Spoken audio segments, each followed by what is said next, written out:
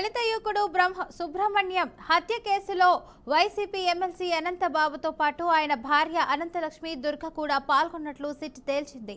ఈ హత్యకు ప్రేరేపించడమే కాకుండా నేరం అమలు చేయడంలో అనంతబాబుకు ఆమె అన్ని విధాలా సహకరించినట్లు నిర్ధారించింది.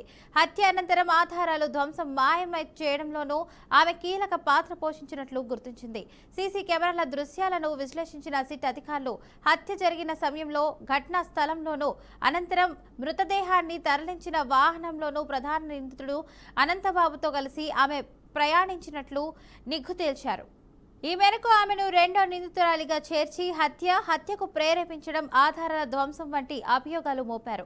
తదుపరి దర్యాప్తు నిర్వహించిన సిట్ అధికారులు రాజమహేంద్రవరంలోని ఎస్సీ/ఎస్టీ కోర్టులో బుధవారం అభియోగ పత్రం దాఖలు చేశారు. వైసీపీ ప్రభుత్వ హయాంలో ఈ కేసును సమగ్రంగా దర్యాప్తు చేయకుండా కీలక సాంకేతిక ఆధారాలు సేకరించకపోవడమే కాకుండా ప్రధాన నిందితుడు అనంతబాబుకు అనుకూలంగా వ్యవహరించినట్లు ఆరోపణలు వచ్చాయి. ఈ నేపథ్యంలో కూటమి ప్రభుత్వం గత ఏడాది జూలైలో తదుపరి దర్యాప్తు కోసం ప్రత్యేక దర్యాప్తు బృందంను ఏర్పాటు చేసింది.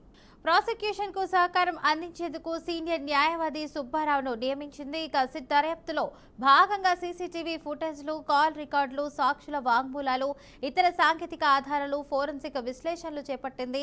ఈ ప్రక్రియలో అనేక కొత్త అంశాలు వెలుగులోకి వచ్చినట్లు తెలిపింది. ఇక వాటన్నిటినీ అభియోగ పత్రంలో పొందుపరిచినట్లు అధికారులు వెల్లడించారు.